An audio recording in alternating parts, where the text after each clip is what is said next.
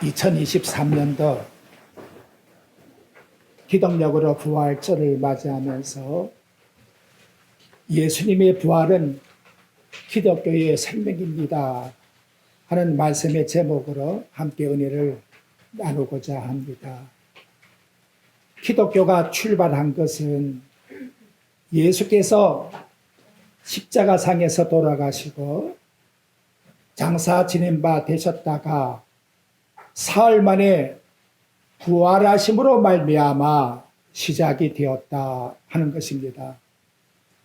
예수님께서 장사되셨다가 부활하심이 없었다면 저와 여러분은 기독교라는 것을 믿지를 않았을 것입니다. 여러분, 조직 사회학적으로 보게 되면 어떠한 단체든지 그 단체가 구성되려면 최소한 4가지의 요소가 갖춰져야 합니다. 첫째는 조직력이고, 둘째는 그 조직 쪽의 사상이고, 셋째는 그 조직을 이끌어 나갈 후계자가 있어야 될 것이고, 넷째는 그걸 추종하는 대중들이 있어야 한다라는 것이지요.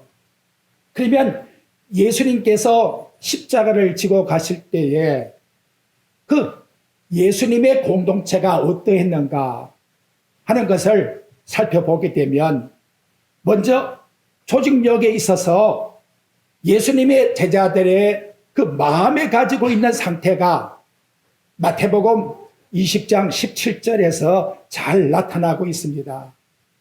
예수님이 예루살렘으로 올라갈 때에 세베대의 아들의 어머니가 그 애들을 데리고 와서 예수님께 절하면서 말해요.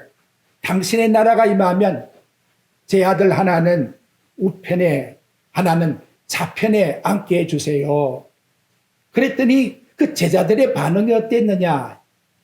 마태복음 20장 24절에 보니까 그 두 형제로 인해서 분이 심히 그 마음속에서부터 분이 올라왔다. 그러면 그 조직체 각각이 그런 마음을 가지고 높아지려고 하는 상태인데 어떻게 그 조직체가 갖춰질 수가 있겠는가라는 것이지요. 예수님이 죽으시려고 했을 때에 가룟 유다 예수님이 제자 한 분은 예수님을 팔아버렸습니다. 그리고 예수님이 죽고 나니까 나머지 제자들은 뿔뿔이 다 흩어져 버렸어요. 그리고 문을 잠그고 깊은 불안과 두려움 속에 있었어요. 그런 공동체가 어떻게 조직력을 가지고서 형성해서 앞으로 나아갈 수 있을까? 그래서 이 당시의 상황을 보게 되면 예수 공동체는 완전히 분비박산이 났다. 이렇게 우리는 생각할 수가 있다는 것이지요. 두 번째, 예수님에 대한 사상의 관념을 한번 보십시오.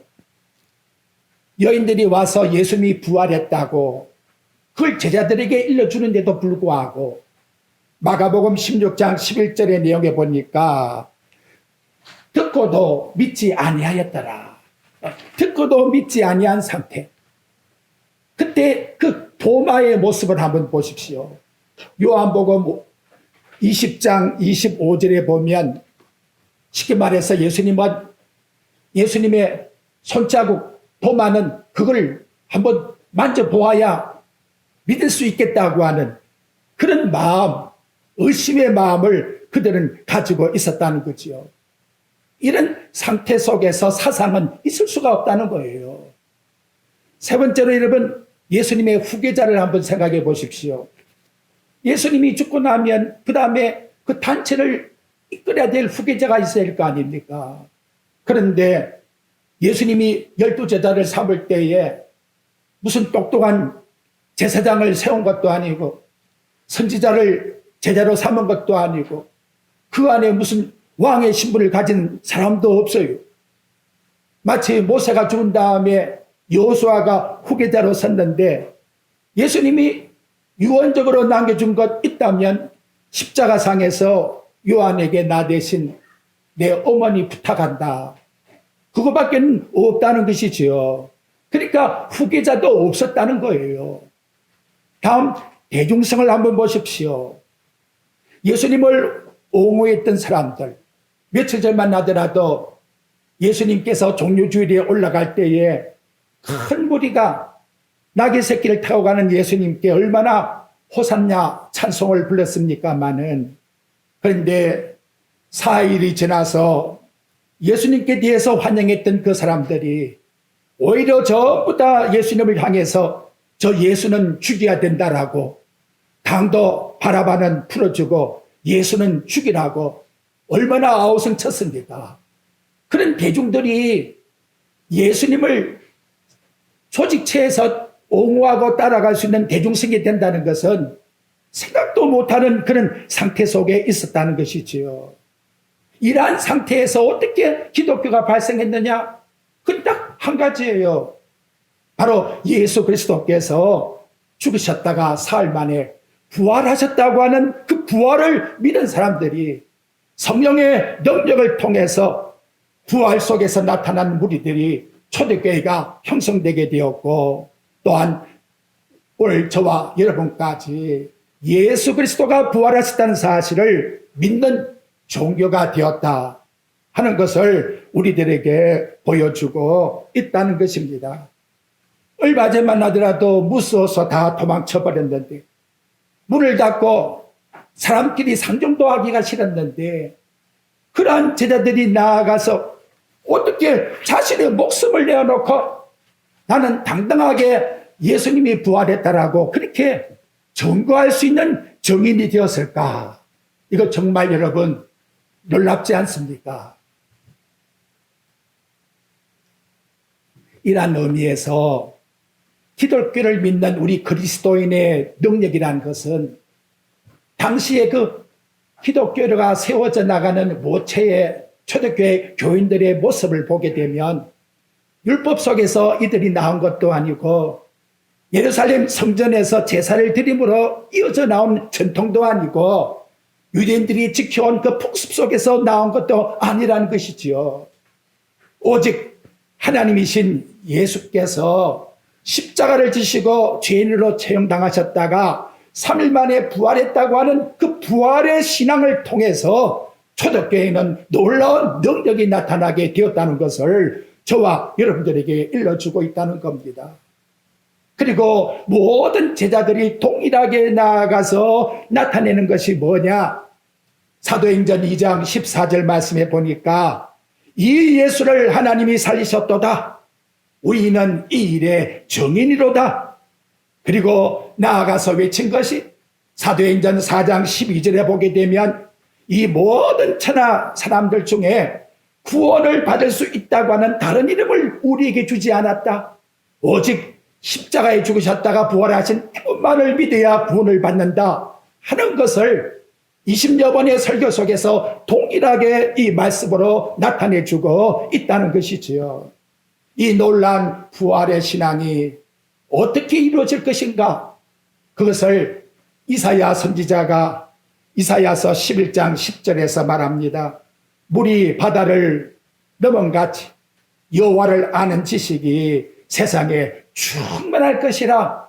이렇게 약속한 그 예언의 말씀이 신약의 예수님이 부활함으로 말미암아 이루어졌다라고 일러주고 있는 것입니다. 사랑하는 성도 여러분, 저와 여러분의 믿음의 뿌리가 어디서부터 출발되어 나올까요? 바로 그것은 예수님이 죽으셨다가 부활했다고 하는 부활의 신앙의 근거에서부터 나오게 되는 것이고, 여기에 기쁨 생활로 살아갈 수 있는 것이고, 하늘에 소망을 둘 수가 있는 것이고, 어려움이 있다 할지라도 인내하며 살아갈 수 있는 하나님의 은혜로 저와 여러분이 살아갈 수 있게 된다는 거예요. 그래서 사도 바울은 갈라디아서 2장 21절에서 말합니다. 만일 어렵게 되는 것이 율법으로 말미암았다면 그리스도께서 헛되이 죽으셨느니라. 그러니까 그리스도께서 죽으셨다고 하는 바로 이 믿음 속에서 하나님 앞에서 신앙을 고백하는 자가 성도라는 것을 성경은 우리에게 말씀을 해 줍니다. 여러분, 부활신앙이라는 것을 맹신으로 믿으면 안 돼요. 남이 따라 믿으니까 나도 믿어보자. 그건 도박이에요. 그렇게 믿는 신앙이 아니에요. 부활신앙이라는 것은 우리 성도들에게 믿어지게 하는 거예요. 어떻게 여러분 사람이 살아났다는 것을 믿을 수가 있겠습니까? 이것은 하나님의 전적인 성령의 은혜로 우리에게 믿어지게 하는 것이고, 이것이 바로 우리에게 세상에 살아가는 산 소망을 가지고 세상을 이길 수 있는 믿음이 된다라고 말씀해 주고 있습니다. 자, 그렇다면 이제 오늘 본문에 고린도전서 15장 1절에 나오는 말씀을 한번 보십시오. 형제들아, 내가 너희에게 전한 복음은 너희에게 알게 하노니 이는 너희가 받은 것이요 또 그 가운데 쓴 것이라. 바울은 복음의 찬뜻이 무엇인가라는 것을 이미 고린도 교인들에게 일러주어서 그들이 그 토 위에 섰다, 그 가운데 서 있다, 이렇게 말씀을 합니다. 여러분, 여기 서 있다라고 하는 히스템이라고 하는 헬라어를 보게 되면 지탱한다, 그리고 법적으로 말하면 유효하다, 이런 뜻을 말하고 있습니다. 하나님의 자녀라고 하는 신분이 유효하다라고 하는 것은 바울이 전해준 그 복음의 터 위에 서서 있을 때에 비로소 유효한 것이고 그 터 위에서 굳게 지킬 수가 있다는 것을 일러주고 있는 내용입니다. 그래서 고린도 교인들에게 성도의 정체성이 뭐냐? 내가 만약 성도라면 당신은 뭘 믿고 있습니까? 이렇게 물을 때에 바로 우리의 대답은 2절과 3절의 말씀으로 대답을 해야 된다는 거지요. 너희가 만일 내가 전한 그 말을 굳게 지키고 헛되이 믿지 아니하면 그로 말미암아 구원을 받으리라. 내가 받은 것은 먼저 너에게 전하였노니 이는 성경대로 그리스도께서 우리 죄를 위하여 죽으시고 장사 지낸 바 되었다가 성경대로 사흘 만에 다시 살아나사. 그래서 나와 여러분이 받았다고 하는 구원이 뭐냐? 구원 자체가 우리 자신이 설명할 수 있는 게 아니잖아요. 그걸 나타내 표현하는 것이 뭐냐? 바로 예수 그리스도께서 나를 위하여 십자가상에 죽으시고 바로 그분이 나를 어렵게 하기 위해서 부활하셨다는 것. 그것이 바로 구원이라고 하는 나와 여러분의 신앙의 고백이라는 것을 일러주고 있다는 거예요. 요한복음 17장 3절에 보면 예수님이 영생이 뭔가를 일러주고 있습니다. 곧 유일하신 참 하나님과 그가 보내신 예수를, 그리스도를 아는 것이라고 이렇게 말씀하고 있습니다. 그러면 이 땅에 와서 그분을 안다는 것은 그분이 행하신 사역을 안다는 뜻이거든요. 바로 그걸 믿는 것이 우리의 믿음입니다. 그러면 예수님이 행하신 그 사역을 다 총괄적으로 요약하면 뭐냐? 십자가에 죽으시고 그리고 3일 만에 부활했다는 거. 이것이 바로 우리에게 가지고 있는 영생이라고 이와 같이 우리에게 말씀해주고 있다는 것이지요. 여러분, 예수님이 부활했다. 예수님이 부활한 요 사회와 같이 무슨 동양성이 있습니까? 그리고 그때에 부활했다고 증거하는 제자들이 아직도 우리에게 살아있습니까? 이성적으로 이해가 되는 부분입니까? 어찌 보면 우리 기독교의 가장 약점이 될 수 있는 그런 부분의 내용이지요. 그래서 오늘날의 목사들 가운데에도 부활했다고 하는 역사적인 의미를 희석시켜버립니다. 그럼 부활이 뭐냐? 인간이 바라는 그 행복, 거기서 나타나고 있는 제일 좋은 요점의 단어들을 들추어내어서 이것이 부활이라고 이렇게 설명을 하고 있다는 것이지요. 하지만 간단해요. 예수의 죽으심과 부활은 인간의 사상과 논리에서 나오는 것이 아니고 하나님의 자녀들에게 믿지 말라 해도 자연히 믿어진다는 거지요. 이게 얼마나 놀라운 하나님의 은혜입니까? 그래서 사도 베드로가 베드로전서 1장 3절에서 말씀을 합니다. 우리 주 예수 그리스도의 아버지 하나님을 찬송하리로다. 그 많으신 긍휼대로 예수 그리스도를 죽은 자 가운데서 부활하게 하심으로 말미암아, 부활하게 하심으로 말미암아, 그래서 우리에게 뭐가 생겼느냐? 거듭나게 하사 산 소망이 있겠다. 이렇게 일러주고 있다는 것이지요. 베드로 사도 때에는 종종 말씀드립니다마는 로마가 기독교를 탄압으로 말미암아 교인들이 다 흩어지게 되었다는 거지요. 흩어져 있는 이 성도들에게 찬송을 왜 해야 되느냐? 상황을 보면, 환경을 보면 찬송할 수 없는 그런 분위기라는 거지요. 요사이 우리 살아가는 하루의 삶 속에서 힘들고 어려움을 생각하면 내 입술에서 찬송과 그리고 하나님 앞에 나와서 기쁨으로 경배드리는 이런 상태를 세상의 환경 속에서는 찾아 끌어낼 수가 없다는 거지요. 그런데 그럼에도 불구하고 하나님의 그 큰 궁휼하심으로 말미암아 당신의 아들을 십자가에 죽이심으로 그가 부활했으니 그 영이 우리에게 오므로 말미암아 우리는 하나님의 거듭난 자녀가 되었고 또한 하나님 앞에서 산 소망을 가지게 되었다.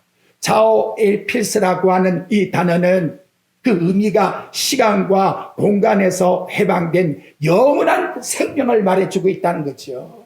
단순한 죽은 자에서 살아났다 이것만 말하는 것이 아니에요.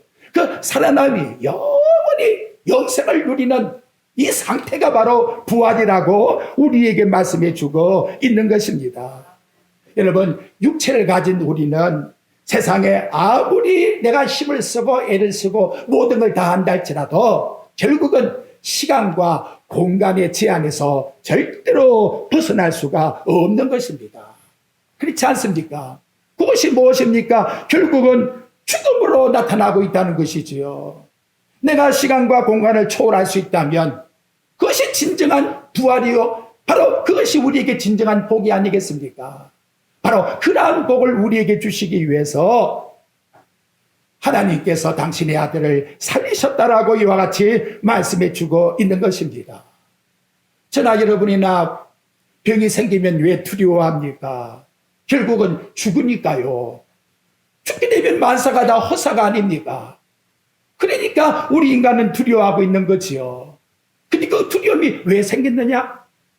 로마서 6장 23절에 보니까 죄의 싹은 사망이니, 죄를 지었기 때문에 누구도 이 죄 속에서 벗어날 수가 없다는 거예요.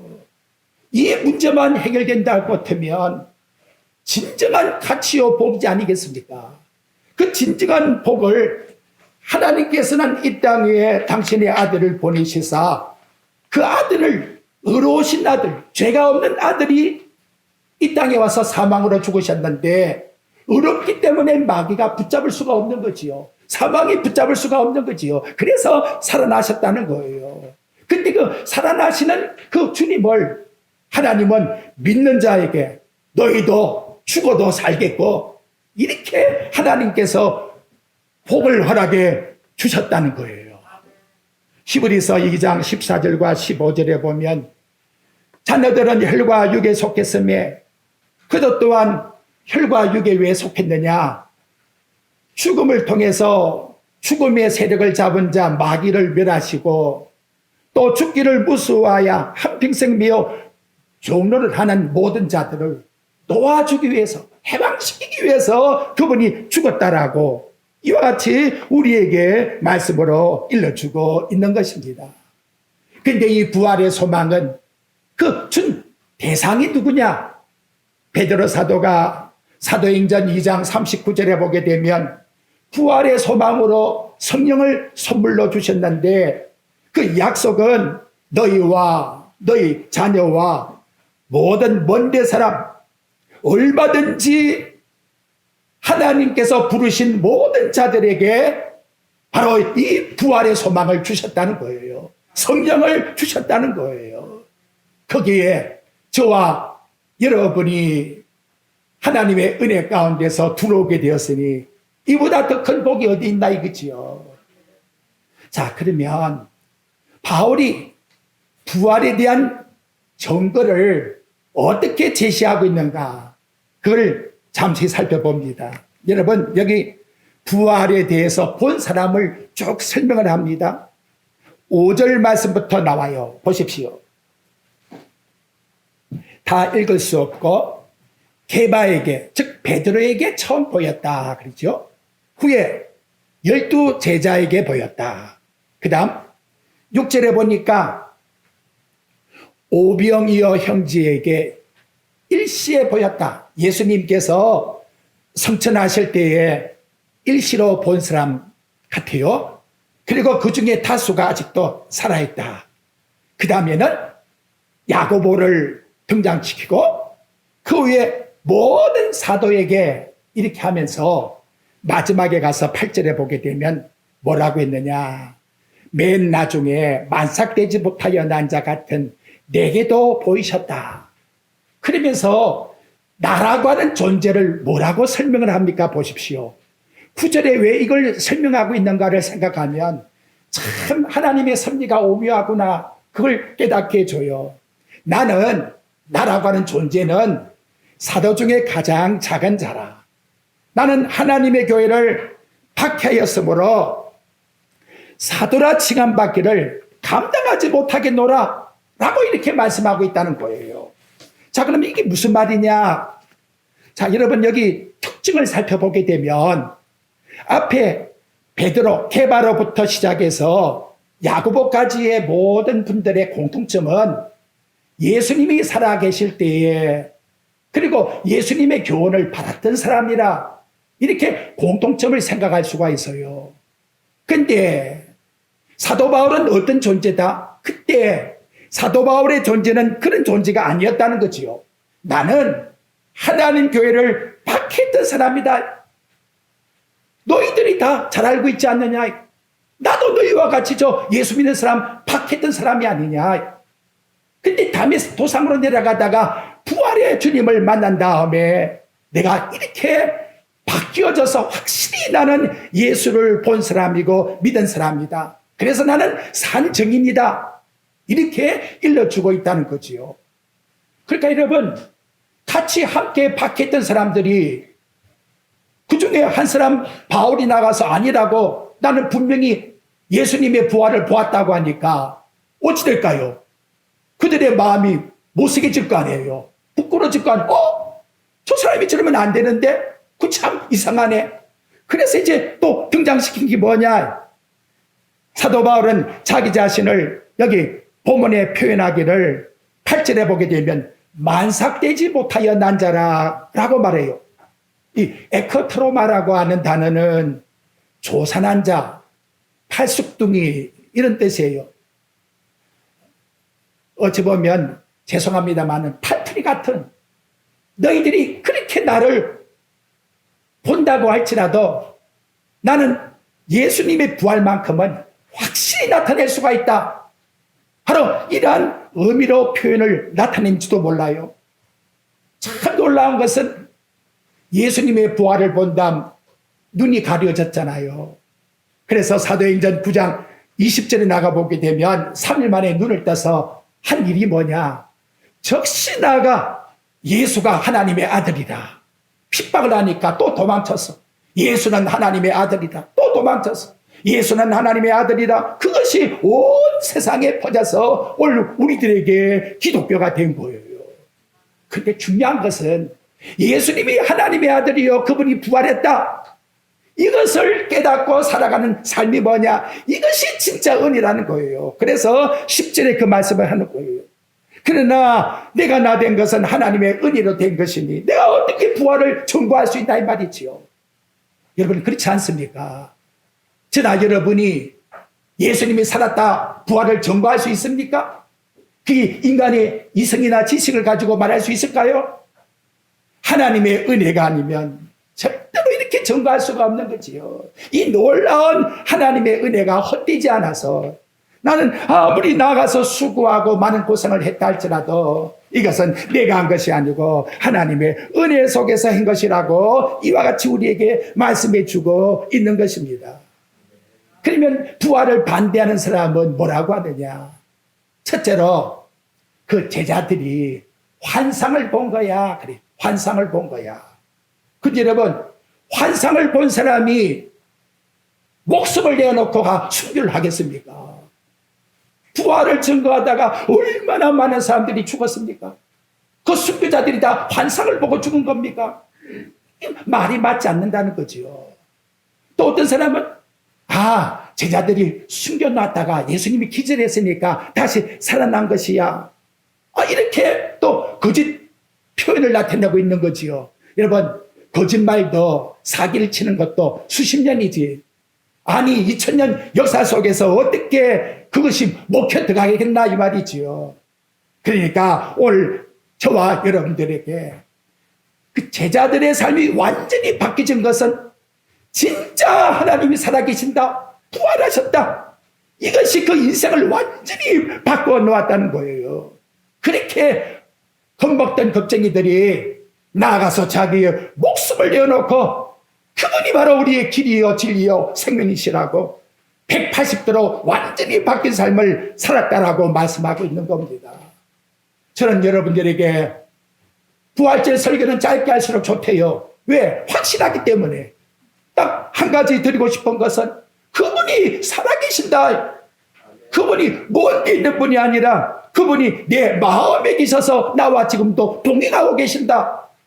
이것만 확정적 나의 믿음으로 가진다면 여러분이 문제될 거 다 꼽아봐요. 죽는다? 부활했다는데 그 죽음이 무슨 문제가 있습니까? 지금 이런 결론이 나는 거지요. 근데 이걸 믿지 못하니까 그 삶의 패턴이 어떻게 됐느냐. 누가복음 24장 17절에 보니까 엠마로 내려간 두 제자가 얼굴에 슬픈 빛을 띄었다. 이 슬픔이란 말은 다른 단어로 보면 비참, 의기소침, 슬픔, 절망, 우울 이런 단어가 쭉 나타나요. 부활한 주님을 믿지 못하기 때문에 인생을 내가지고 내가 이걸 해결하려고 하니까 이제 시골에 가서 농사나 짓다가 내가 살아야 되겠구나. 그 슬픔의 기색이 얼굴에서 그냥 그대로 표현되어 나타났다는 거지요. 그런데 부활하신 주님이 곁에 있는데도 이걸 몰랐다는 거예요. 참 이것이 얼마나 안타깝나 이 말이지요. 지금도 부활하신 주님이 우리와 함께 하는데 우리가 그분이 계신다는 사실을 알지 못하고 살아가고 있다면 이거 얼마나 참으로 슬픈 사건입니까? 그런데 이 부활의 소식을 들려주어도 그들이 처음이 어떻게 했느냐? 그 말이 허탄한 듯이 들려서 믿지 아니하였더라. 허탄한 소리 들렸다. 어리석은 소리, 허무맹랑한 소리로 이들에게 들렸다라고 이와 같이 말씀하고 있습니다. 여러분, 바울은 어떻게 살았느냐? 골로새서 1장 27절에 보니까 너희 안에 그리스도, 그분이 영광의 소망이라고. 우리 안에는 그리스도의 영이 계셔서 그분이 우리에게 소망을 주고 있다고 말씀을 합니다.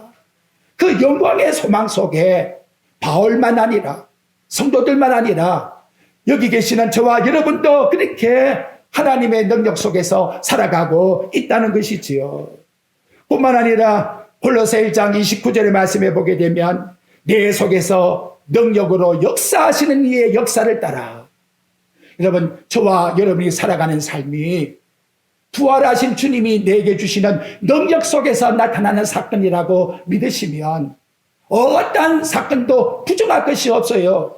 긍정으로 받아들일 수밖에 없어요. 그리고 감사하게 되는 거지요. 그리고 거기에는 하나님의 뜻이 있다.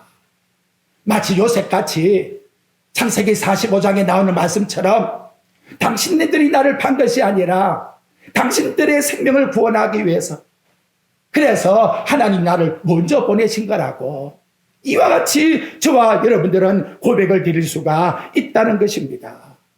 문제는 뭐냐? 환경도 문제가 아니고 남도 문제가 아니에요. 모든 문제는 내 마음의 생각이에요. 내가 어떤 마음을 품고 사는가가 문제가 되는 거지요. 오묘한 것은 하나님 앞에 기도하면 그 기도의 응답이 뭐냐? 빌립보 4장 7절의 말씀에 보니까 너희 마음과 생각을 지키시리라. 우리 마음과 생각을 부활하신 주님이 너와 함께 있는데 무슨 걱정이 되느냐? 라고 우리에게 믿음을 허락해 주시면 무슨 걱정될 일이 있습니까? 부활하신 주님이 주신 분도 여호와시요 문제를 해결하신 분도 여호와 하나님이신데 이 한 시간도 인생의 삶 때문에 웅크려져 있습니까? 마음의 고통과 엉어리가 풀어지지 않고 있습니까? 여러분, 모든 문제는 부활이라고 하는 그 단어 앞에서 다 사라지는 거예요.